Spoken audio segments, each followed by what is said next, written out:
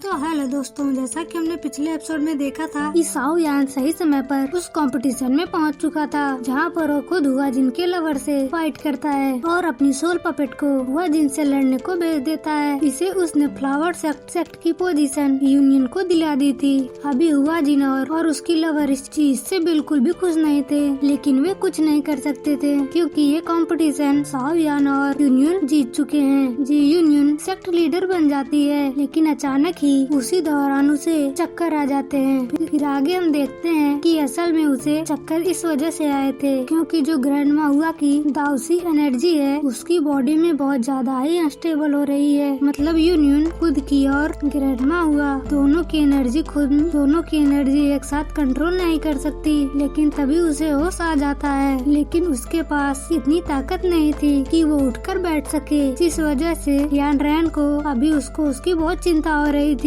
पर साओ यान के पास एक आइडिया था, इसलिए वो यूनियन की मदद करने का फैसला करता है। यूनियन एक जगह बैठ जाती है और साओ यान अपने कॉन्शियसनेस यूनियन की सोल कॉन्शियसनेस के साथ कनेक्ट करता है, जहाँ पर सोलसी के अंदर युआन को ग्रैंडमा की दाउसी एनर्जी देखने को मिलती है। यहाँ पर ग्रैंडमा हुआ की एनर्जी और यूनियन की एनर्जी दोनों ही बहुत ज्यादा अनस्टेबल हो चुकी थी। साओ यान भी अभी शुरुआत में इसकी मदद नहीं कर पाता क्योंकि जब वो सोलसी में पहुंचा तो वो दोनों ही एनर्जी साओ यान के पीछे पड़ गयी। साओ यान को उनसे बचने में थोड़ी सी मुश्किल होती है। यहाँ पर अचानक ही ग्रैंडमा हुआ की एनर्जी साओ यान को घेर लेती है और साओ यान पर अटैक कर देती है। साओ यान अपने सोल कॉन्शियसनेस से वहाँ पर उस सोलसी में था, इसलिए अगर साओ यान वहाँ पर फंस जाता तो बड़ी प्रॉब्लम हो जाती। लेकिन सही समय पर मास्टर याओ लाओ की दी हुई बोनचिलिंग फ्लेम साओ यान के पास बैरियर का काम करती है और ग्रैंडमा हुआ की दाउ एनर्जी को भी फ्रीज कर देती है। वो दाउसी एनर्जी वैसे तो पावरफुल है, लेकिन बोन चिलिंग फ्लेम को पार कर पाना उसके लिए नामुमकिन है। साओ यान ये देखकर तुरंत ही एक आइडिया निकालता है और उस बोन चिलिंग फ्लेम से को ही यूज करता है पूरी दाउसी एनर्जी को फ्रीज करने के लिए। इस तरह से उसने यूनियन का सोलसी पूरी तरह से शांत कर दिया था। यूनियन फिर से खड़ी हो पा रही थी और साथ ही वो अपनी पावर्स का भी इस्तेमाल कर पाती थी, लेकिन वो ये चीज जानती थी कि उसे जल्द से जल्द इसका कोई परमानेंट सॉल्यूशन निकालना होगा।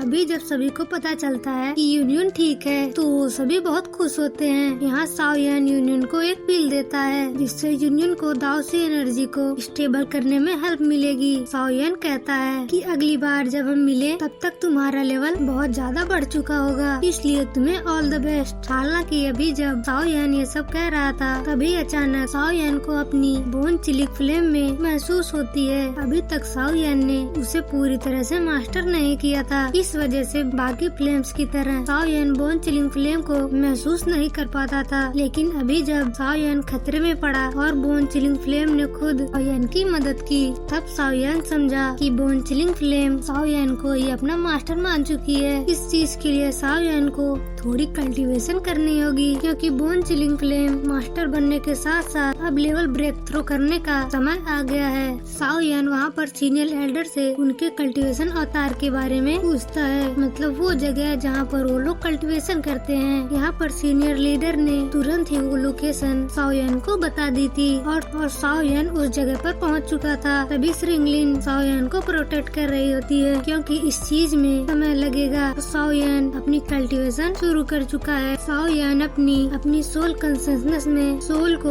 बोन चिलिंग फ्लेम के साथ कनेक्ट करता है। यहाँ पर साओ यान को वो सारे सीन याद आ रहे थे जब बोन चिलिंग फ्लेम ने उसकी मदद की थी। मास्टर याओ लाओ को पकड़कर जब सोल पैलेस वाले ले जा रहे थे तब उन्होंने साओ यान को बोन चिलिंग फ्लेम दी थी। तब से बोन चिलिंग फ्लेम ने साओ यान की बहुत मदद की है। ये चीज हम ऑलरेडी जानते हैं कि हर सोल फ्लेम्स की अपनी फीलिंग्स होती हैं। इसके बावजूद भी कई सारे फ्लेम मास्टर्स अपनी फ्लेम्स को फिफ्थ टूल की तरह इस्तेमाल करते हैं, लेकिन साओ यान बोन चिलिंग फ्लेम से प्रॉमिस करता है वो कभी उसे टूल की तरह नहीं यूज करेगा। बोन चिलिंग फ्लेम उसकी दोस्त की तरह है। वैसे भी इन बातों का उसकी कल्टीवेशन भी जारी थी। जहाँ बोन चिलिंग फ्लेम को मास्टर तो उसने बहुत जल्दी कर लिया, लेकिन अब उसका लेवल ब्रेक थ्रू होने वाला है जिसमें थोड़ा समय लगने वाला है। यहाँ से जीन करीबन 1 महीने आगे शिफ्ट होता है, जहाँ पर हम यूनियन और दोनों सीनियर को देखते हैं। वो अब भी यही बात कर कर रही थी कि आखिर साओयान का कल्टीवेशन कब खत्म होगा, क्योंकि वो ऑलरेडी 1 महीने कल्टीवेशन कर रहा है। इस पर यूनियन कहती है कि साओयान डोजन लेवल पर है, वो भी इतनी कम एज में, उसे कल्टीवेशन पूरा करने में समय जरूर लगेगा। लेकिन इतने में ही वो सभी नोटिस करते हैं कि आसपास से सारी एनर्जी वहीं उस डायरेक्शन में जा रही है जहां साओयान कल्टीवेशन कर रहा है। वो तुरंत साओयान के पास पहुंचती हैं और देखती हैं कि वो सारी एनर्जी साओयान की बॉडी में एब्जॉर्ब हो रही है, जहां पर अचानक ही साओयान की बॉडी से बहुत तेज एनर्जी निकलती है और साथ ही ऊपर चारों फ्लेम्स आ जाती हैं। यहाँ पर साओयान ने बोन चिलिंग फ्लेम को भी मास्टर कर लिया था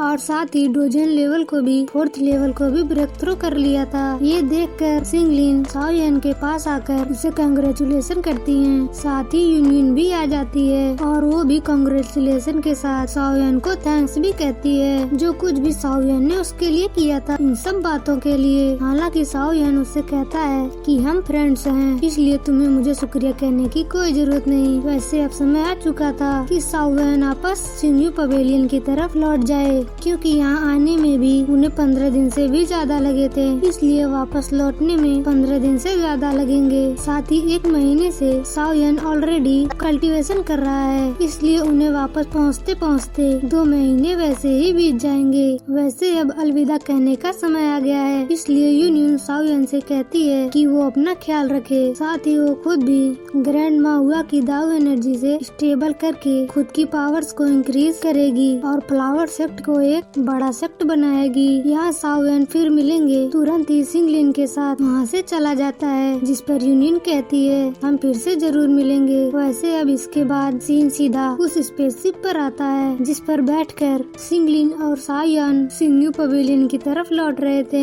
रास्ते में अचानक साओयान वो ड्रैगन मार्क जो जिया ने साओयान को दिया था, मतलब हाथ पर लगाया था, वो अचानक से ग्लो करने लग जाता है। अभी साओयान को इसकी वजह समझ नहीं आती, साथ ही उसे कुछ अजीब सा महसूस हो रहा है। असल में उसे एक एनर्जी महसूस हुई जो कि बहुत ज्यादा पावरफुल है। अभी साओयान समझ चुका था कि कोई उन पर नजर रख रहा है, इसलिए वो कहता है कि तुम जो भी हो मेरे सामने आओ। अचानक वहाँ सामने एक स्पेस पोर्टल ओपन होता है, जिससे सीनियर हेसिंग निकल कर आए। एक तरह से इन्हें जिया का बॉडीगार्ड भी कहा जाता है। ये एशियंट वॉइड ड्रैगन क्लैन से बिलोंग करते हैं। अभी साओयान इनसे मिलकर बहुत खुश होता है, क्योंकि ये बहुत टाइम के बाद मिल रहे हैं। साथ ही में साओयान जिया के बारे में पूछता है, जिस पर हेसिंग कहते हैं वो यहाँ उसी के कारण आए हैं। वो बताते हैं कि वो एक बहुत बड़ी प्रॉब्लम में है, जिसमें सिर्फ साओयान ही मदद कर सकता है। ये सुनकर साओयान तुरंत ही उनके साथ जाने को तैयार हो गया। यहाँ वो साओयान और सिंगलिन को साथ लेकर स्पेस पोर्टल के थ्रू ड्रैगन आइलैंड लेकर आते हैं, जहाँ पर एशियंट वॉइड ड्रैगन क्लैन है। तभी साओयान ऑलरेडी वहाँ पहुँचकर बहुत पावरफुल एनर्जी महसूस करता है। खैर समय अभी आसपास देखने का नहीं था, वो तुरंत ही साओयान और सिंगलिन को थर्ड एल्डर जूली के पास लेकर आते हैं, जहाँ थर्ड एल्डर जूली साओयान से माफी मांगती हैं, क्योंकि उन्होंने साओयान को अचानक यहाँ पर बुला लिया। साओयान कहता है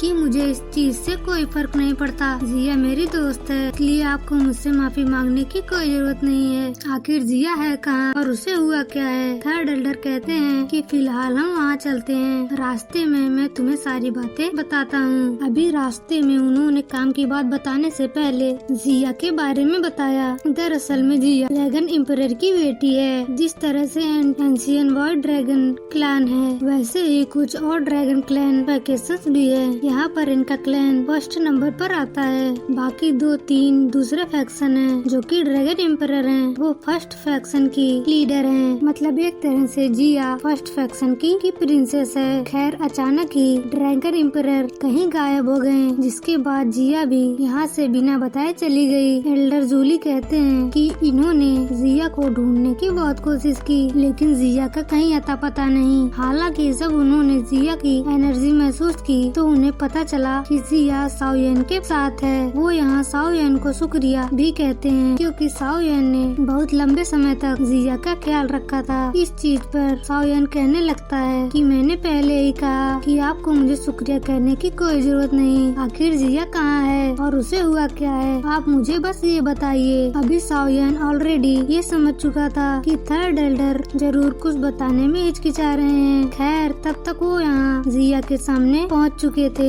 जिया सामने किसी अजीब से क्रिस्टल में कैद हो चुकी थी। थर्ड एल्डर बताते हैं कि जिया ने dragon Phoenix light dragon fruit की पूरी एनर्जी को अपनी बॉडी में एब्जॉर्ब करने की कोशिश की, जिस बीच वो उस एनर्जी से बने क्रिस्टल के बीच फ्रीज हो चुकी हैं। अब ये बात सुनकर साओयन को बहुत ज्यादा गुस्सा आता है और वो थर्ड एल्डर और हेसिंग पर चिल्लाने लगता है। वो कहता है कि आपको उसे ये चीज समझानी चाहिए थी कि किसी भी पावरफुल फ्रूट को इस तरह से डायरेक्ट एब्जॉर्ब नहीं किया जाता। जिया भी बच्ची है, इतनी सारी एनर्जी को एक साथ एब्जॉर्ब कैसे करती? क्या आपने ऐसा करने देने की पहले उसे एक बार रोका भी नहीं? इस पर थर्ड एल्डर कहने लगते हैं कि हमारी मजबूरी थी। वो साओयन को थोड़ी बैक स्टोरी बताते हैं। ड्रैगन एम्परर के बाद जो बाकी 3 फैक्शन है वो इनके फैक्शन के खिलाफ हो गयी। अगर सिंपल लैंग्वेज में समझें कि ये पूरा ड्रैगन आइलैंड 4 हिस्सों में बटा हुआ है जहाँ बाकी 3 फैक्शन मिल चुके हैं। यहाँ पर इनके फैक्शन हमेशा से चाहता था कि ये सारे फैक्शन साथ मिलकर रहें। जहाँ जब तक ड्रैगन एम्परर थे तब तक सब दोस्त थे, लेकिन ड्रैगन एम्परर के जाने के बाद इनका फैक्शन कमजोर होता गया।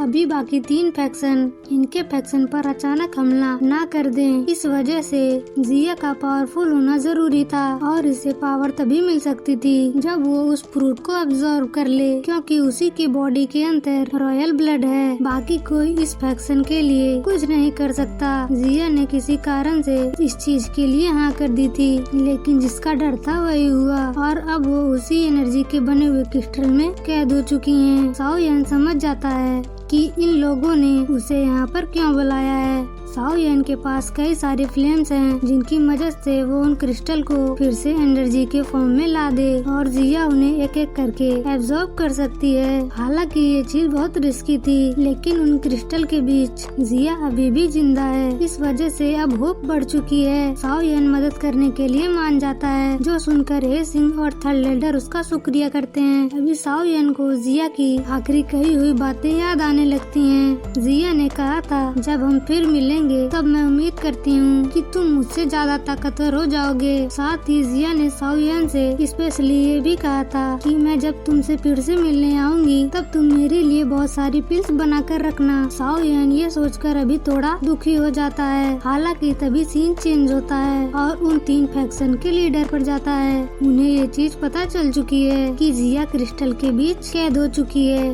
इसका मतलब अभी 4th फैक्शन के लोग कुछ नहीं कर सकते। इसी वजह से ये तीनों फैक्शन मिलकर अटैक करने का प्लान कर रहे हैं, जिससे जिया के फैक्शन को हरा कर वो उसे अपना बना लेंगे। खैर इनके यहाँ इविल हंसी के साथ ये एपिसोड यहीं पर खत्म हो जाता है। Thanks for watching.